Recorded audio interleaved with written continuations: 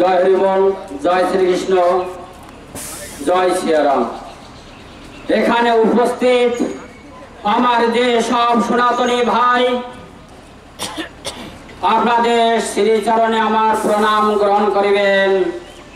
আজ বিশ্বে যে দুর্দিন সনাতনীদের ওপর যে অন্যায় অত্যাচার চলছে, কিন্তু বিশ্বে আমার যে সব সনাতনী ভাই তারা দেখেও চুপ হয়ে বসে আছে, হাতে চুরি পরে বসে আছে।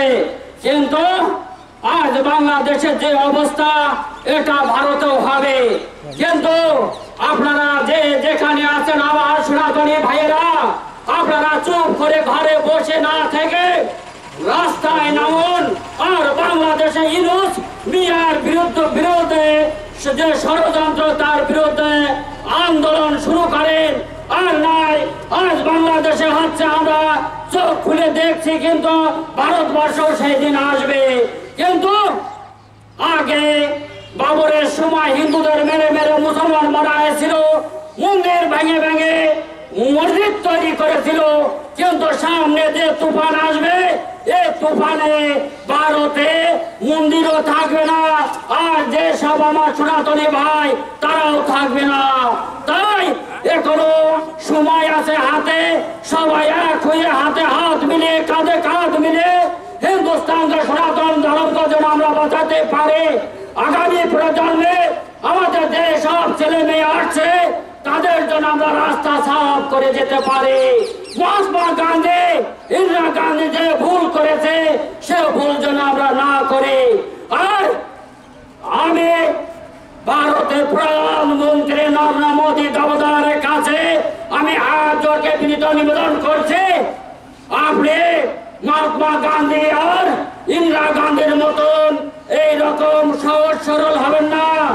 তার কারণ এখন মহাত্মা গান্ধীকে ভারতবর্ষে আমার সনাতনী ভাইয়েরা গালি দিচ্ছে, কিন্তু ওই দিন যেন আপনার না দেখতে হয়। এখনো সময় আছে, ভারতবর্ষে আমার যে সব সনাতনী ভাইয়েরা আছে তাদেরকে সেনাবাহিনী ভর্তি করে বাংলাদেশের উপর আক্রমণ শুরু করো। আর নাই, এরপর ভারতের উপর তারা যখন আক্রমণ করবে, তখন ভারতের সনাতনী ভাইয়েরা কিছু করতে পারবে না। আজ আমাদের যে সব সেনাবাহিনী ভাইয়েরা আজ বর্ডারে ভারতের সুরক্ষা করছে, তাদের মা বাপ ছেলে মেয়ে তাদেরকে ঘরে রেখে, তাদের জীবন হাতের তালুয় রেখে তারা বর্ডারে ডিউটি করছে। কিন্তু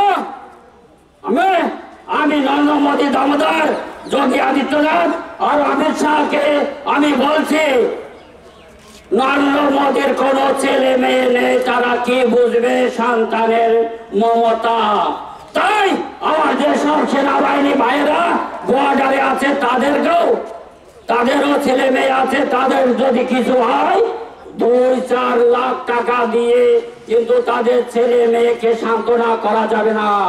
তাই শুনলে বাংলাদেশে ইউনূস মিয়া নাই, যদি তোর বাংলাদেশ আমার সনাতনী ভাইদের উপর এই মার কাট অন্যায় অত্যাচার বন্ধ যদি না করিস, শুনলে কান খুলকে শুনলে, কান ফাড়কে শুনলে ইউনূস মিয়া নাই এই ভারতবর্ষে সর্বশক্তি সনাতনী সংগঠন আর নিখিল বঙ্গ নাগরিক সংগঠন যেদিন ভারতবর্ষে এদের হাতে বিউটিফুল পাওয়ার আসবে, শুনলে বাংলাদেশে ইউনূস নারী আর ইউনূস নারীর সমর্থক যে সব নারী বাংলাদেশের কান খুলে শুনলে, যে রকম ইসরায়েল ফিলিস্তিনদের চুনকে মারছে, তাদের ঘর দোকান জ্বালিয়ে দিচ্ছে বোম ফেলে, এরকম তোদের কেউ হবে, কিন্তু তোদের কেউ তখন বাঁচাতে পারবে না।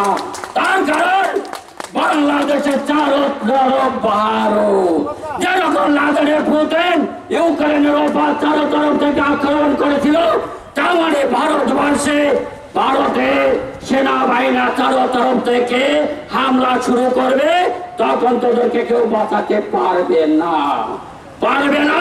জেগেছে রাম ভক্ত, জেগেছে শিব ভক্ত, জেগে গিয়েছে, জেগেছে মা কালী ভক্ত, জেগে গিয়েছে। আর তোদের কোনো রক্ষা নেই। আর আমরা যখন শুরু করব তোদেরকে কেউ বাঁচাতে পারবে না, পারবে না, পারবে না, পারবে না। জয় মা কালী, কলকাতা ভালে সর্বশক্তি সনাতনী সংগঠনের আর নিখিল বঙ্গ নাগরিক সংঘ বচন না যায় খালে। জয় মা তারা।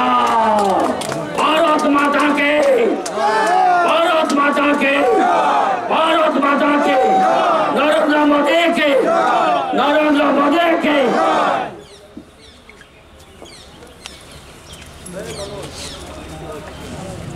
আমরা আমাদের বক্তব্য সময় আমরা অবশ্যই বিরোধিতা করব, রাষ্ট্রের বাংলাদেশের বিরোধিতা করব, ইংলিশের বিরোধিতা করব, সকলের বিরোধিতা করব।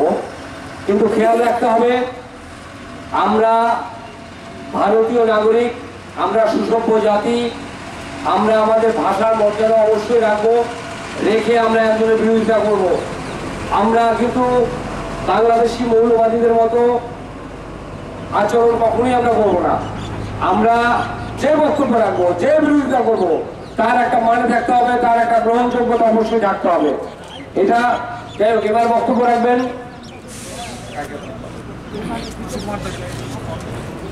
আমাদের